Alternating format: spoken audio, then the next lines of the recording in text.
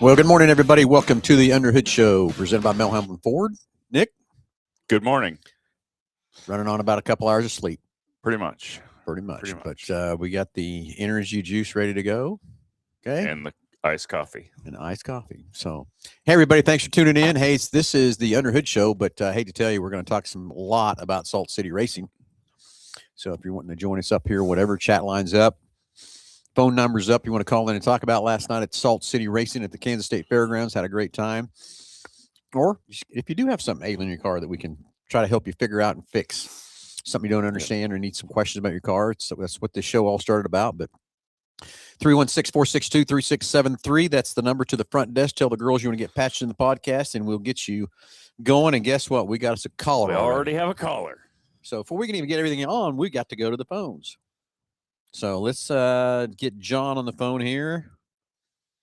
And let's see what's on John's mind and what's happening with John. So we'll get John here and see what's happening. Then we'll finish out how to get our intro going, Nick. Yeah. But I want to talk a lot about Salt City. Last night I had a great time. It's at the Kansas State Fairgrounds. Night 1, night 2 coming up, and all the exciting stuff coming. So here comes. Morning, John. Good morning. How are you? Oh, living the dream. Got some truck issues going on here. Well, flip it on me, buddy. How can we help you? 96, 1500. I've got an air condition problem and I want to pick your brain on it. I cannot get the direction to go from feet to defrost to vents, face vents. And I kind of want to get an idea where I could possibly start. Okay, so where's the air blowing that you can't control? Where's it going? Right now, it's blowing on the person. It's blowing on the face. On your face. If I move to foot or defrost or anything else, nothing happens. It just stays on face. Okay, the fans. So you can control the fan speed. Okay. Yes, sir. Okay. Yes, sir. And I can control temp, recirculation, and air condition, of course, on or off. So I don't know if if that would possibly be an electrical, or if I got to take the dash out, and it's that little. Sounds like the mode control actuator. Yeah. So basically, John, what you have years ago, we had these cables that you'd slide on the dash and move doors to get the air to blow to different places. Now we have, like Nick said, we have little actuators or little motors, little electric motors in there that move the doors. Yep. And in the 96, I think there's 3 of them in that truck, if I remember correctly, 100%. I'd have to look it up from that part too. But one of those. Or 2 of them could be not working when you go to command it. Now, it still could be the command on the dash. The actual control head is not sending the signal to that electric control motor to move that motor. But I will bet that 1 or 2 of those electric control motors are bad. That's usually what we see, is that little motor gives up or whatever inside there. Very rarely do we see the control head causing a problem, but it still could be the control head. But one of those, it could be lucky that it's just one of those actual motors that's moving. Or it just happens to be that one that's controlling it out the vent is stuck in that position and it won't move. Yep. But typically you do have to take the dash out or dash down to get to it. Yeah. Okay. Well, that's definitely out of my pay grade. Well, and here's the thing is some of those things are really easy. Like Nick says, you can pull the dash and are really easy to get to. Some of them, the whole dash has got to come out of there to get back in the back of there to get those. So, but I understand above your pay grade, but we would love to. I tell you what I'll do, John, just to help out for calling in the show. You get the price package that we haven't even talked about yet, but that's okay. I'm going to throw a diagnostic onto your package also, where we'll diagnose that truck at no charge and give you an estimate on what it will take to, which actuator mode or 2, or maybe all 3, but I doubt it's all 3, or which one of those electric motors that we need to replace. Now, next question I got is that can you control the temperature of that air? Will the hot and cold and all that work okay? Yes, sir. Yes, sir. I can control the temperature on it, and when I do turn it on to blow temperature, blow air, I don't think it blows as strong as it did. So that's why I was wondering if because I can't control the direction of where the air is going to go, if something might be part open or closed, and therefore I can't get the full amount of air properly being blown. Like if I have it on defrost, of course it goes out the front vents onto your face. And if I do feet, then of course it blows on your face too. So Yep. If I can get whatever's fixed where I can go defrost, feet and face, then I'm thinking I would also have a stronger airflow as well. Probably so. Yeah, because that one motor might be blocking the airflow one way or the other too. Could be like stuck in a position where it's like not fully open, Yep, exactly. Well, anyway, John, let's get this diagnostic audit out on your package, and we'll get you scheduled in here and see what's going on. I definitely appreciate what you guys do. I listen to you guys, and you definitely serve the community. I know that there's probably a lot of people out there that work really hard, and that I know that whenever you guys provide the service, it probably really helps out with that. So I personally appreciate it. No, you're very welcome. This show started out. I started this show back in 2004 on the radio over in Hutchinson on the AM side of the radio is where it started. And so yes, it's a lot of fun getting on here and helping people and getting their cars diagnosed correctly and getting the right information in their hands, because there's a lot of stuff you can Google, a lot of things you can do, and a lot of stuff you can get some bad information. So it's always fun to get the right information in people's hands and fix these cars. Yes, sir. Well, I definitely appreciate it. Thanks for the call, buddy. Have a great Saturday, and we'll get you taken care of, buddy. Okay. Have a good one. All right. Thank you, John. Yes, sir. Bye. Anyway, 316-462-3673 if you want to dial in and talk about something in your car, tires, brakes, batteries, whatever, or Salt City Racing. Jason Cox, good morning. All the way from Lakeland, Florida. Kevin, wow. How about that? Jeff Daniel, good morning, Jeff. And Rick, did you get any sleep last night? Rick and his son were at the racetrack all night, I think, with us. So a lot of fun. So anyway, Nick, let's recap Salt City. We had our night one of the IMCA classes, had a little drama there too. A little drama in IMCA. We'll get to that here in a minute. We had the URSS first point show of the year. We're going to go into night two tonight with the second point show. Had a lot of fun with that. Kelby Fetters was leading that race. Yeah. Got messed up on a lap car and then full send Hail Mary to get the lead back again in lap traffic and ended up popping the U tire. So, well, I commend Kelby. He's a young driver. I think he's 15. Yeah, doesn't have a lot of laps in a full size sprint car. He led that race for 12 laps, I think, somewhere in there, 12 to 15 laps. He led it. Yeah, so it was really a great race from that part. But yeah, let's get to recap and everything else and from that part. But IMCA classes, you're going to pull that up, Nick. We kind of run through the top 5 of each one of those classes, how they finished and what they did. Delbert Art, good morning. From that part, Don Hamilton's watching, Tim Daniels watching, and Joe Petty on my way back from New York. I'll see you tonight. All right.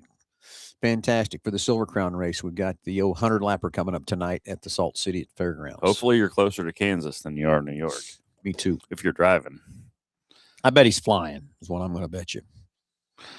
Let's see here. Results last night. IMCA stock car. And I'm going to tell you, the stock cars, they put on a great show. What I loved about that racetrack last night, Nick, it was a 2-lane racetrack. And the top groove was a faster groove.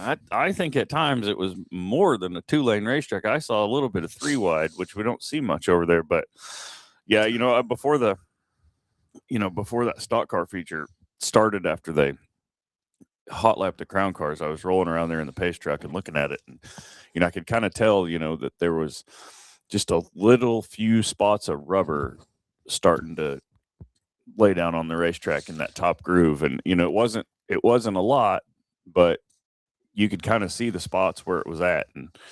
And you know, a couple of those guys, I know Randy Wilson ran it for a while, and Colton Kelly, who ended up second, ran it for a while, and then Chris Pitts there at the end. You know, they were, you know, if you could get up there and get in the corner good enough, I mean, you could find that little bit of rubber, and it would just kind of like slingshot you around the top. And you know, if you could, you know, keep the thing pointed straight and get off the corner where it was dry, I mean, you could pass cars. And it was a great show. It really was a great show. But Jace Reimer won that deal from the front row. Congratulations, Jace. Yep. Great driver, great family. And Colton Kelly, another youngster. Man, he's getting better every time we watch him race. He ended up getting the second. Chris Pitts ended up third right there at the end when he found that top, and Scott Miller ran fourth, and Randy Wilson rounded out the top 5. Yeah, I was talking to Chris Pitts, and you know, he didn't get to that high line for about 4 to go or 5 to go, something like that. And his dad even said too, if he could have got there just a few more laps, who knows what would have happened. So, but that high line was fun to go. Nick, let's real quick before we keep going, we'll talk about some more of the stock cars. We got another caller on the phone, so let's get. I believe it's Nathan. I got to grab the right phone, so I know what I'm doing here. Okay. Send Nathan. We'll get Nathan on the line, see what's on Nathan's mind, if he's got something in his car, or whether we're going to talk about something else about Salt City. We'll see here in just a few seconds. I shouldn't say not minutes, but seconds. And let's see. So we'll get him patched in on the phone here, and let's see what's going on with Nathan. But yeah, the stock cars, they always put on a great show over there at the fairgrounds. And here comes Nathan here real quick. Morning, Nathan. You're live with Under the Hood. Go ahead. Good morning.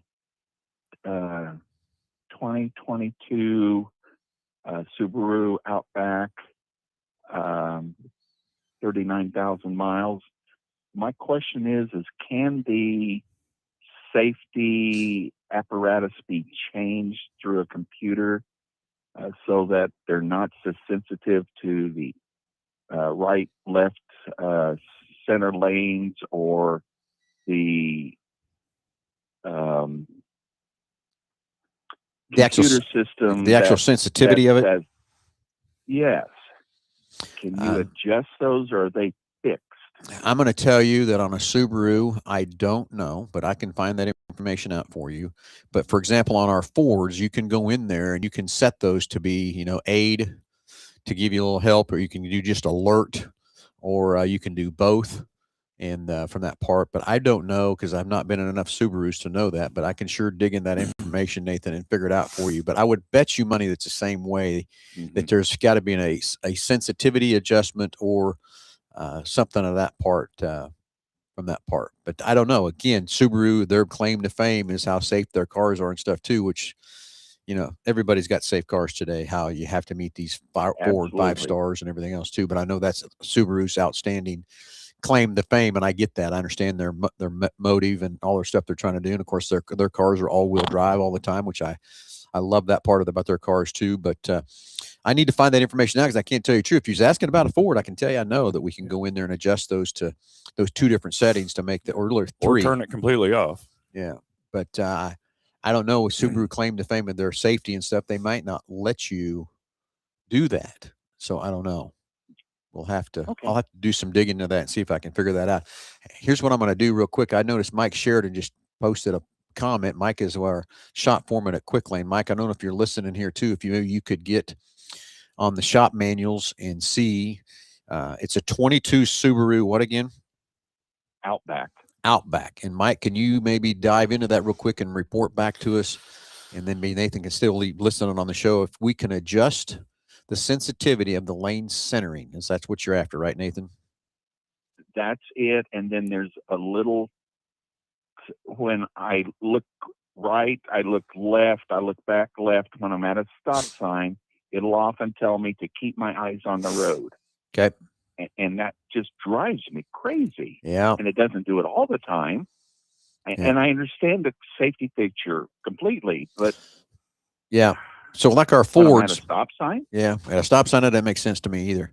But like our Fords, and I'm sure the Subaru's the same way, if you can believe this or not, they actually have cameras that are watching your eyes to kind of tell what you're doing with that vehicle. I understand that. But if you're setting a stop sign, I don't think it's supposed to be doing that. So I don't know if there's adjustment or maybe even an update or something that we can put in that car to change that. I don't know. But Mike, I hope you're listening enough, Mike, that you can dive into that a little bit and give us some more information. Nathan, if Mike doesn't give that back, Monday, I'll get Josh Profit, our service director. We can dive into some of that and try to figure out what's happening there for that part. But again, if we were talking about a Ford, I can promise you, there is a adjustment to change that sensitivity, but setting at a stoplight, the Fords don't do that. So if it's doing that, I'm thinking you do have some kind of a error somewhere.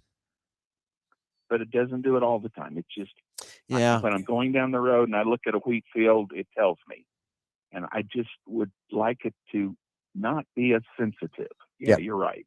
I get it. And I'm with you too. The Fords drive me crazy too. And, because I drive so many different cars and stuff all the time, and I get in the things, and it drives me. It's like this morning, we were driving down the road. I went and picked Nick up and brought him into the store, and we were driving a 2026 F-150 Lariat, and it's got the Blue Cruise on it, and it's a hybrid.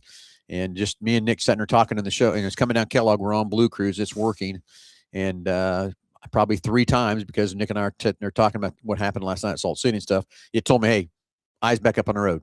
And I just think it's too sensitive, but I get the manufacturer's got a liability behind it, but I think it's too sensitive myself. Just telling you, I think it is too. So let me try to get some more information for you, Nathan, okay? Yes.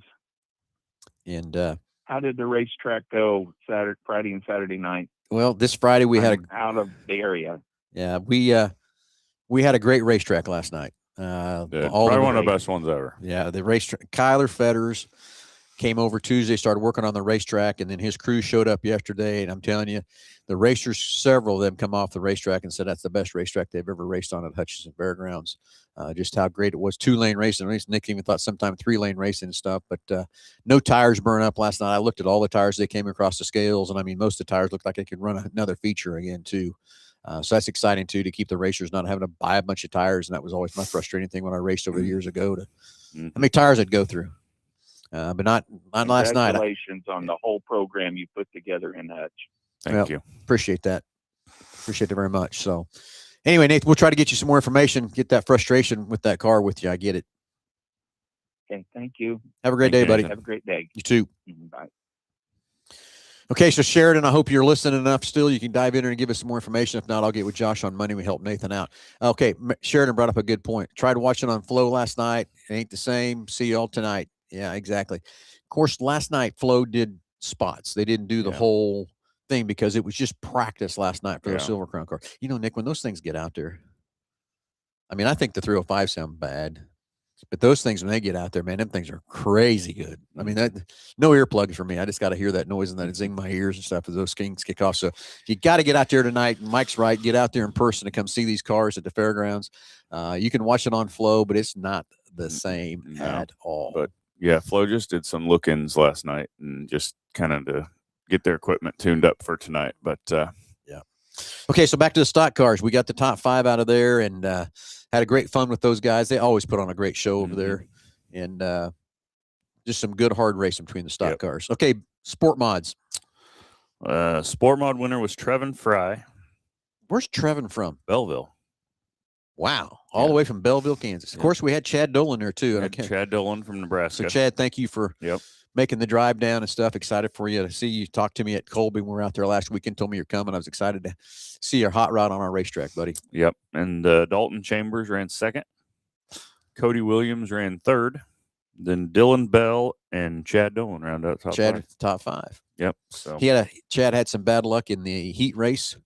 I can't remember what he said, if he had a ignition issues or something like that. And I remember going through after the heat races, and I seen them back there thrashing on his car. So he had to start dead last, I think, in the feature. Yeah, he was the hard charger. I think he picked up 7 spots. So yeah. All right. So there's a sport mods again. Some great racing in there stuff too. Modifieds. All right. Braden Stoner was the winner by kind of default, but that's okay. He still is what it is. We had a car that was too light, and last time I checked, you got to have the right weight, right, Nick? That's what they say. Yeah. William Nusser ran 2nd, and he gained 7 spots, so he was the hard charger. Randy Wilson ran 3rd, so Randy ran 2 classes and got in the top 5 of both of them. Good for Randy. Kelsey Black and Kale Lagroon rounded off the top 10. How Now, many we had- spots did Kale pick up? Kale picked up 5 spots, 5 spots. and I think he started 10th. So Yeah. we had 18 A mods last night. I don't know that we've ever had that many A mods at Salt City. Great crew of cars. Had some good hard racing in that class too. Yep. And I will tell you, Nick, last night was the first time I really kind of missed the old modified. No, You know, I didn't. you didn't. I don't know. I don't know. I've just the new rules they put out there are taking away the brake floater and then doing Yeah. the droop rule and the modifieds. That levels that playing field so much, and that's one thing does. that we. It does. It We- would have been fun to have something to race. So well, Jake did get out there and actually hot lap Jack Jim Graves' car for Yeah. trying to help Jim out a little bit. Love Jim, and Jim came over and helped us out at Colby, and we Yeah. kind of helped him too. So Jake spent, I think you spent some time with us yesterday and helped. Yeah, I Jim. did. I watched Jake hot lap that car, and I was like, that's not going to work. So I jumped on the pit bike and followed him out the gate, and we went over there, and we had the front end and the back end taken apart, and we made it a lot better for Jim, but we probably still got a little bit of work to do on it. So anyway, thanks to all the IMCA cars that showed up. Appreciate everybody coming there and everything else. We're going to have a next race in 2 weeks. Yep. So On the 22nd. all right, let's move over to the URSS Sprint cars. Those guys ticked off their points season last night. Of course, this was their second race. The first race was not a points show. They were just trying to get their feet wet, get their how to run it because they've got the new ownership of the URSS cars, and 24 cars showed up. 24. 24. Great Yep, turnout for those started them guys. all too. in the feature. So anyway, Ty Williams was the winner. Taylor Velasquez, he ran second. Tyler Knight ran third. Jeremy Campbell ran fourth. And Connor Thomas ran fifth from 14th. So he was the hard charger, and a heck of a run for Connor Thomas. Yeah. So anyway, tonight we have another feature runs of the URSS 305 they'll sprint run cars. another complete show. Heat qualifying, heat races, and feature. And then we're going to have the Silver Crown 100. So they'll be Salt going City up 100. qualifying. They'll qualify and then have a 100-lap race. So gates open at 5. We should be doing some hot laps around 6:30. 6:30. Yep.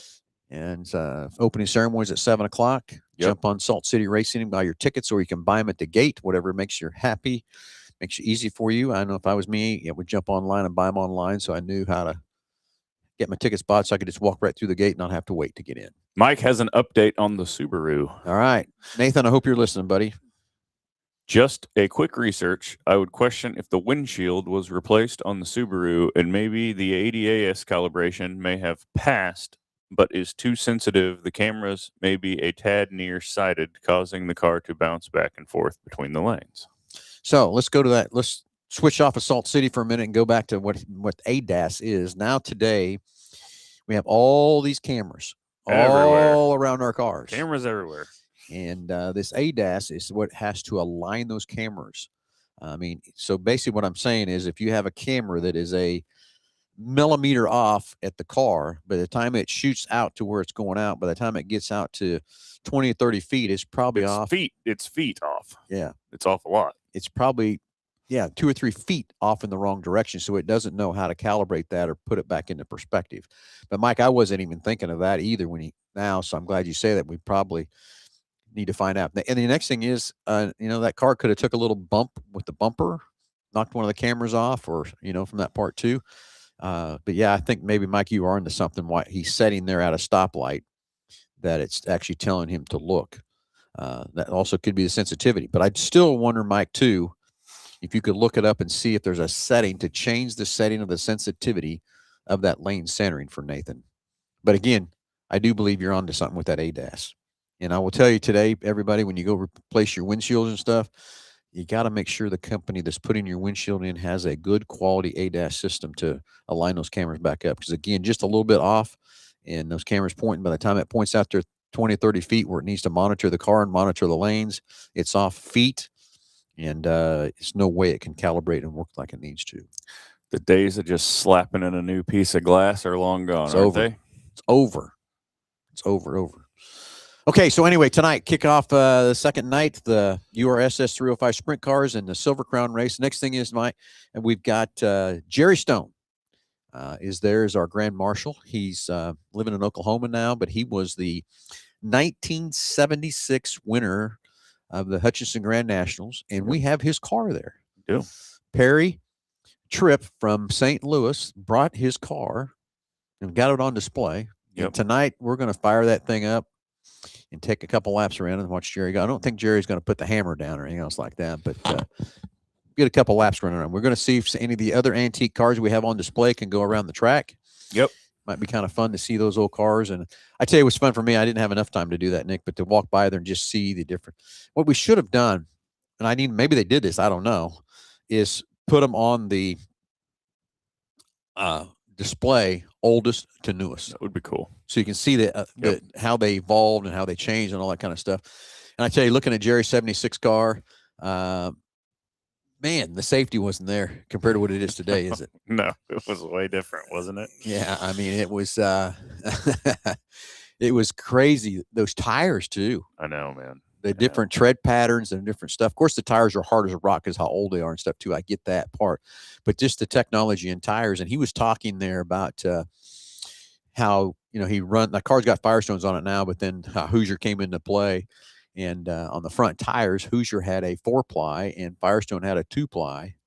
And Newton, who was the head, Bob Newton, a Hoosier, who actually founder. founded Hoosier and started making tires, he came up to him. He said, he asked me about these why he had so much stagger in that tire. And he said, Bob, he said, I got to have much stagger to make this dang thing turn. He said, and that's what evolved and went back, and Hoosier went into making a 2-ply tire for him. Yep. And that's what changed the whole game of winning and stuff too. So, but it's interesting to sit down and talk to Jerry and listen to his stories and listen to the stuff about that car and about racing back then. But he raced a lot of stuff. Yeah, he did. A lot of stuff. All over the country too. Yeah. So stay tuned for tonight. You guys got to get to the grandstands, get your seats, get ready to go. That 100-lapper is going to be fun. These cars these Silver Crown cars just could put off a different noise and a different speed. But Nick, what I love about those cars more than anything, I mean, they are sideways at the flag stand, and that's how they set them up. So got some great talented drivers there. Of course, we got a defending champion coming back, Briggs Danner. Justin Grant's there. Can't remember who's all else there, but you can watch the cars that come flying through there pretty good. Yeah. Justin Grant was on fire last night. Justin Grant was really fast, and Briggs Danner was really, really fast. So I think there may be a chance of a repeat, but Justin's going to be good too. And then there's a couple other ones, Leary and Mario Closer. There's some good cars there. It's going to be a great race. Yep. It's going to be it's one of our best races of the year. You need to get out there and have some fun. Yep. Don't miss it. Anyway, Braden Stoner, thanks for an awesome racetrack last night. Hardest racing I've ever had there. Yeah, Braden, thanks for coming and racing with us. Rob called me early in the week and talking about the different things and stuff about their cars and what they could do and not do. And so they came over and raced with the A-Mods last night. And Braden, is that car on a 2-link? I think it is. I think it is. I think it is too. Braden, if you could tell us that, we're kind of curious if it is or not. On a 2-link or a 4-link, what you had underneath that car, but I believe it is a 2-link car. I could be wrong, but we're going to find out. Hopefully Braden's listening. We'll still listen and still watching to find that out too, from that part. So, okay, so we went through the winners and top 5 of each classes. Talked about what's happening tonight. Don't want to miss it. Gates open at 5. Hot laps around 6:15 or so. Qualifying kickoff after that. Of course, opening ceremony is around 7 o'clock. And we're going to get, at least we know we're going to get Jerry Stone out there. Yes, and a 2-barrel. Okay, 2-link and a 2-barrel. You're on to something, man. You're on to something. Well, I'm going to tell you, talking to Buddy Mullins about different things and stuff, and from that part, it's always not the big-ass horsepower. No, it's not. To me, in dirt track racing, it's how you get in and how you get around the corner and how you get off the corner. And that's it. Now, granted, at Hutch, you got some long straightaways for needing some more power, probably. But Braden Stoner proved off you don't need it with a 2-barrel and that too. I mean, truthfully, if I was going to build a modified just to run Hutch, I'd probably put it on a 2-link. Yeah. And I guess Mike Petersilly won the race, but he was light, but he was on a 2-link too. Yeah. So he was, of course, we were interviewing him and stuff. And I always take the drivers a bottle of water. So I went over there and he's got his whole crew there and stuff. And so they're still interviewing him. And I wanted to hand him a water because I know what that's like to be in a car and be hot and Mhm. need something to drink and stuff. I kept trying to get it just kind of step in there, but I was just letting Jordan do the interviews. And I bent down there and I just bent down to look at the tires. That's all I wanted to do because I want to make sure how his tires wore and everything else last night. And his crew said, "Hey, Phil, did you like that 2-link?" I said, "No, I didn't even look at that." I said, "I was looking at the tires."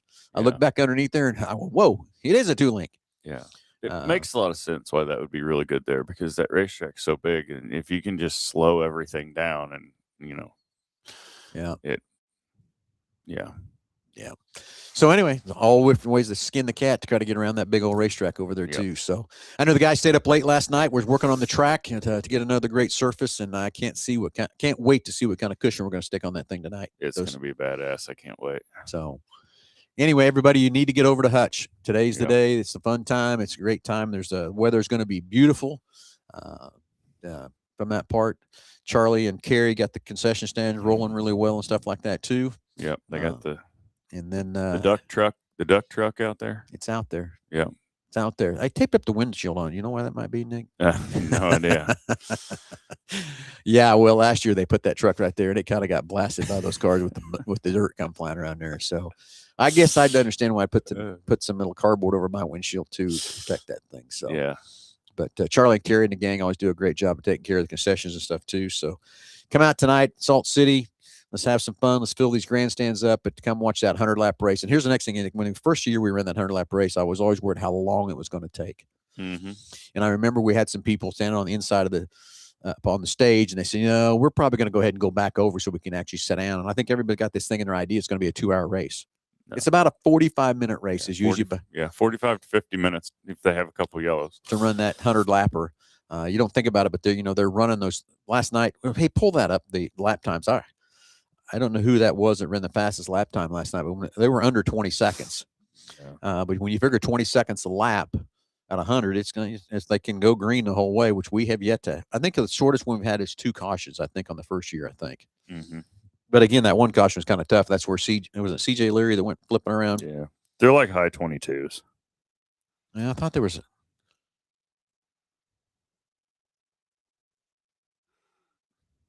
because the sprint cars. And the second round, when the racetrack was a little more juiced up, Grant went 21-4. Okay. So, but that's hauling around that place, though. Really, it is. So, anyway, I got nothing else, Nick. Do you? I need to get everything geared up here at the stores. I need to head over to Wichita, back into Hutch. Get everybody ready to go. I know all those racers are still sitting there waiting to go, and we didn't have all the Silver Crown cars there last night. No, we've got. I don't think Danny Jennings showed up last night. He was going to try to get there, but he did not show. Danny wasn't there. Terry Klatt's car wasn't there. Terry actually just tried to call me. Okay. And Kyle Steffens was there, but he kind of rolled in. He rolled in late. And so yeah. Anyway, everybody, this is the place to be. Salt City Racing in the Kansas State Fairgrounds. Let's go fill those grandstands up. Let's go have some fun. Let's keep this racetrack living and alive. That's the whole motive, what Nick and I have been trying to do to keep that racetrack alive over there in Hutch and not let the fair board tear this thing out and make it go away. So let's keep that fairgrounds racetrack alive. Let's get the people in the stands. Let's go have some fun. Let's show the fair board that they need to keep this racetrack where it needs to be and not try to come up with some stupid idea to try to tear it back out again. Let's don't give them that excuse or any way to feasibly fathom go after and try and tear that racetrack out. So, okay. Nick, we got a lot to do, but it's a fun time. Mm-hmm. Running on about 3 hours of sleep. That's okay. I'll sleep tomorrow. How about that? Racing life, I guess, right? That is right. So, everybody have a great Saturday, and we'll see you in Hutchinson tonight. Everybody have a great Saturday.